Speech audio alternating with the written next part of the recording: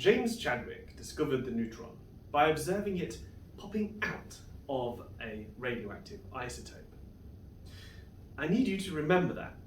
It's the first stage in helping understand nuclear fission, that a neutron can fly by itself.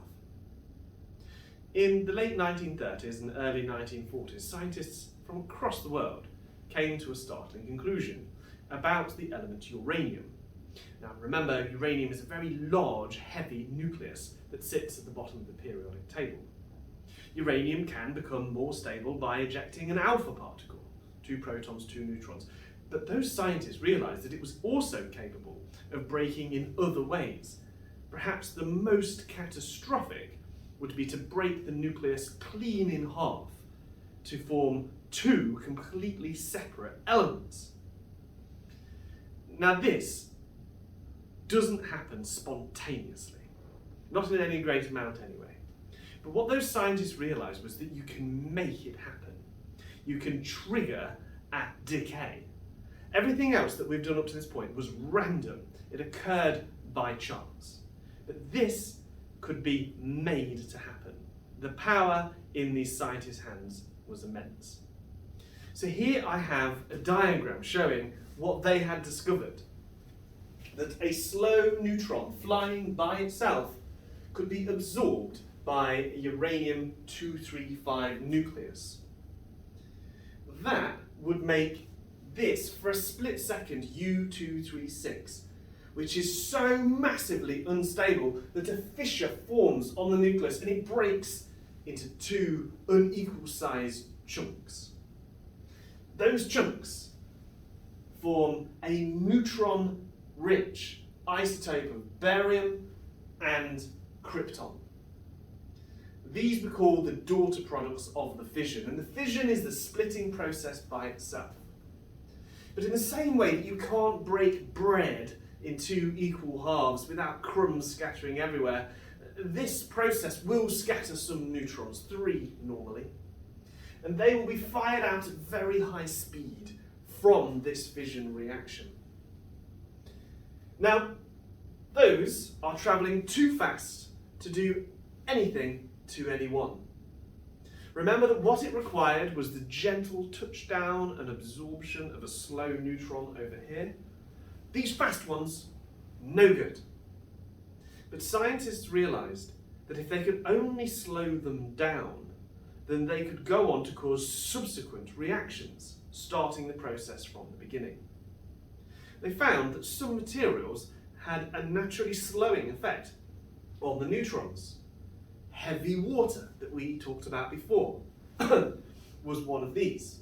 If they surrounded the fuel, the uranium fuel, with heavy water, those fast neutrons going through that water would give off their kinetic energy and heat that moderator up. Now this energy being transferred from the nucleus of the atom to the kinetic energy of the neutrons to the thermal energy of the moderator is how we extract energy that has been locked up in the nucleus since these atoms formed. The slow neutrons, if they encounter another piece of uranium, then they will interact with the nuclei of those uranium atoms.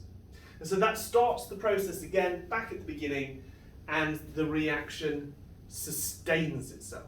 It's called a chain reaction. It carries on and on and on.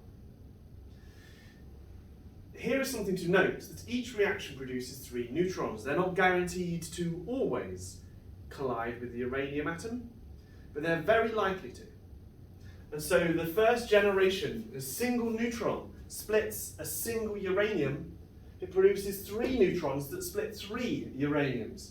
And then each of those produce 3 neutrons which split 9 uraniums. And so what happens is this process rapidly and dramatically spirals out of all control.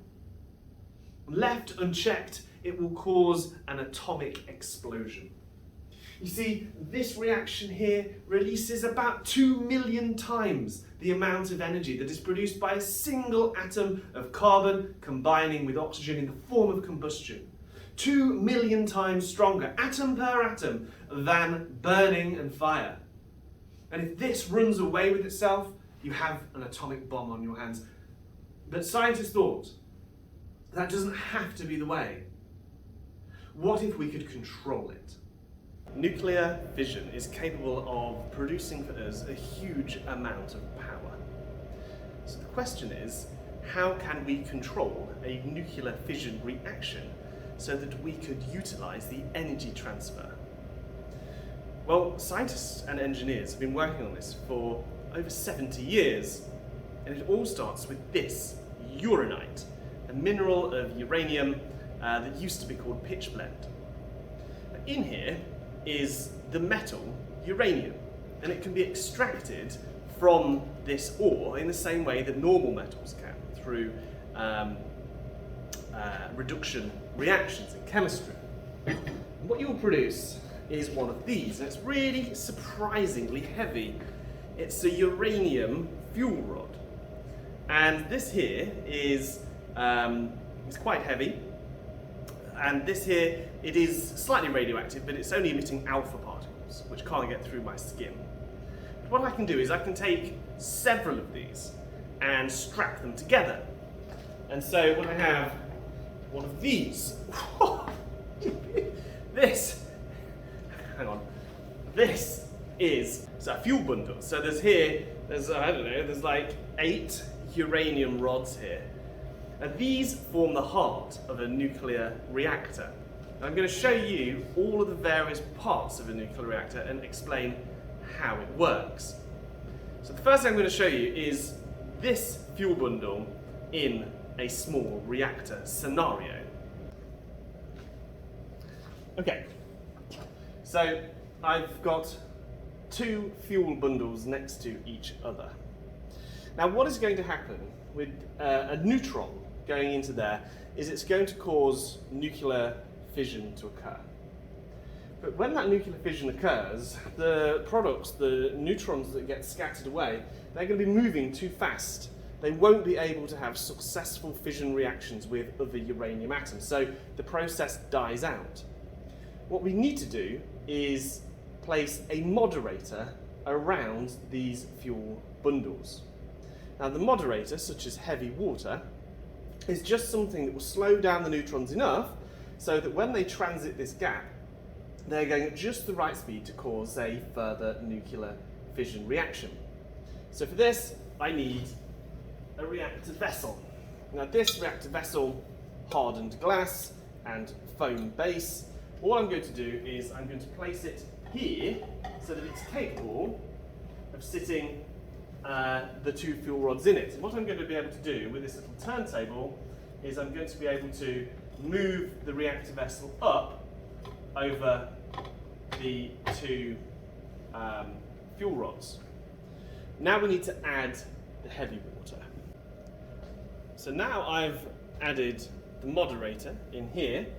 What I can do is I can raise the turntable so that it pushes the reactor vessel up and the 2 control rods go in. Now I want to just close the blinds so that you can see what starts to happen. So what I'm going to do is I'm simply going to raise the platform and we're going to see what happens in our moderator.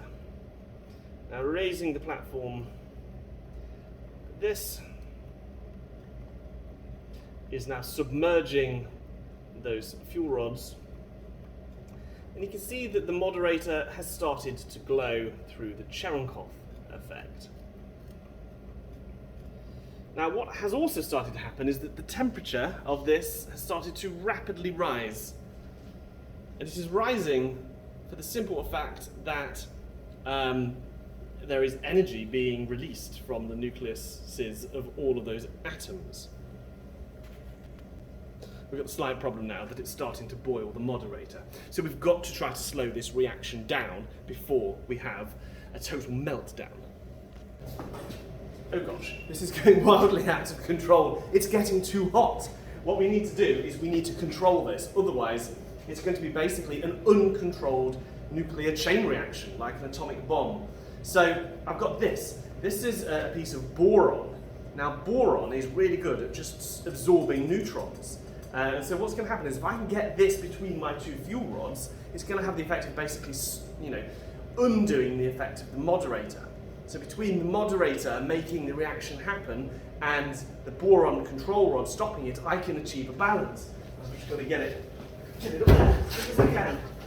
Okay, so we'll hang this, what's happening, over the top here, and we shall place it carefully in our substance. Hopefully this gives us an element of control. Okay, let's see what the reaction is like now. So here we go. The reaction is happening quite slowly, and what we can see is if I pull the control rod out, then the reaction is now happening much more quickly and it's starting to boil. And as I put the control rod back in, the reaction starts to die away again. Now this is great. It means that we can keep it in balance and keep that water just at a nice hot temperature. So with a boron control rod and a heavy water moderator, we can keep this in balance so that the thermal energy that is created from those neutrons can be extracted, and we can use that for the generation of electrical power. But how do we do that? First things first, this is boiling water. And so boiling water is going to produce steam. So I'm going to put a pipe in here to capture the steam coming off from my reactor. What I'm also going to do is I'm going to use this turbine. This turbine is going to be pressed by the steam. So all I'm going to do is I'm going to attach it here. I'll show you when I've done that. So there we have it, all of the ingredients of a nuclear fission reactor. Here we have the reactor chamber with the moderator in. We have our two fuel bundles. We have the control rod here. And we are feeding out a pipe because when this moderator gets really hot and turns to steam, then we need it to turn this turbine just here. That turning turbine is going to rotate the inner part of this generator, turning that mechanical energy transfer into an electrical energy transfer. It comes down to this transformer before being sent out across the national grid. This is how a nuclear fission power plant works. Check this out. So here I have a schematic diagram of a nuclear reactor. If the previous physical example was not clear enough, then look at this simplified picture. What have we got here? Well, we have got a ginormous container sealed from the outside environment where all of our reactions are going to take place. This is for the protection of people living nearby and far afield, so that things that should be inside don't get outside. Inside, we see the reactor itself. And I've drawn thick walls here to show that this is an environment where there is protection against leakages. And inside this chamber, we have our fuel bundles represented by the red rods. That's the uranium. That's where the nuclear fission is going to take place. That a neutron introduced to one of these will cause a nuclear fission reaction that will go on and produce more and more neutrons. Those neutrons will pass through this blue moderator, heavy water in this case, and that's going to slow them down so that they can go on and cause another nuclear fission reaction in the next fuel bundle. Of course, we have to control it. So these orange control rods, mechanized from the top, can be slid down and up. Pulling them up makes the reaction go faster. Pushing them down makes it go slower. So how do we get the energy out? Well, the energy that was stored in the nucleus of those atoms, well, it's going to have an energy transfer. It's going to be transferred to the kinetic energy of the neutrons as they move through the heavy water, where their energy will be transferred to the thermal energy of the water. The water is going to get hotter, and the hot water is going to flow through these pipes on this, a heat exchanger. Now this part of it's a bit complicated. what happens is the hot moderator goes through these pipes and somehow that heat is transferred.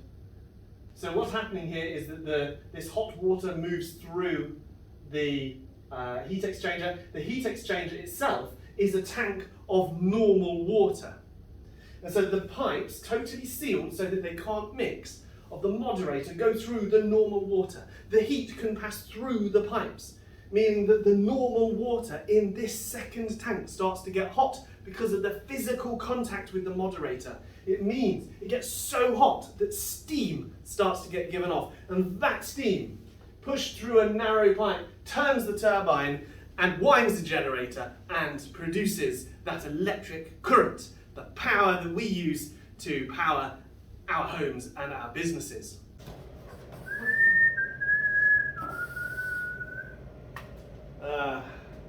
Job's not done until you've tidied away. It does make you wonder, what are we going to do with this now? It's now no longer pure uranium. This has got some of the atoms have turned into krypton and barium isotopes that are themselves extraordinarily neutron rich, making them very radioactive.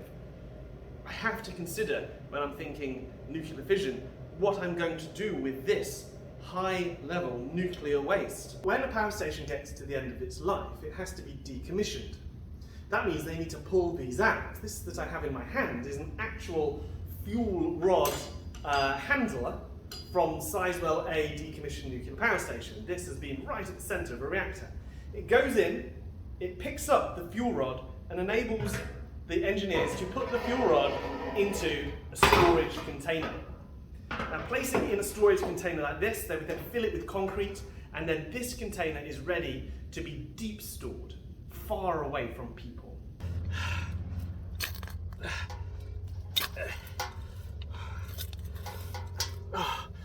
Now I've managed to put my fuel rods into this container. A really key thing is, and I've got to try to bury it so that it can't be discovered